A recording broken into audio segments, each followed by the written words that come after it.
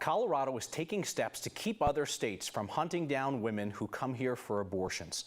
Democratic Governor Polis issued an executive order this afternoon saying that Colorado will not cooperate with other states' abortion investigations, meaning that if someone comes here from a state that's banned abortions, Colorado will not share information about what happened here or send that person back if they're facing criminal charges. I want to bring in politics guy Marshall Zellinger to sort out how much of this, Marshall, is going to have a real impact on cases and how much of it is just kind of the governor signaling where he thinks Colorado stands on reproductive rights. Some of it doesn't need to be said out loud. Some of it does, like the announcing that the governor's position that he could take this executive order, the last bullet point, which I'll get to, doesn't need to be stated in the executive order for the governor to take that position. For instance, the governor has declared the state agencies will not share information, data, or patient records or spend time and resources investigating on behalf of another state where abortion is illegal. There's a caveat, unless ordered by a court.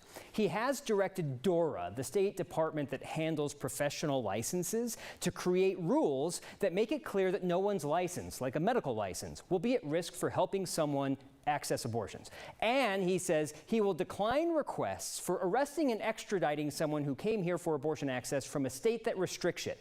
That last part, state law already gives him discretion on that, so it's not necessary for the executive order. He's just making his position public. And apparently, it's possible that another state could create a law preventing his choice on that. There are times when the governor can exercise his discretion and not make an arrest, and times when he has to make an arrest, right? And the difference is, can the receiving state or the requesting state make it illegal to make a plan or to come to Colorado to have an abortion? We're talking hypotheticals at the moment. But the one that Andrew Ho told me, if another state passed a law saying the planning of an abortion across state lines is illegal, that could somehow restrict the discretion the governor here has to not sign off on the extradition. Since this is new territory, Kyle, that other state would first need to pass the law, the governor here would need to ignore it, and then a court might get involved.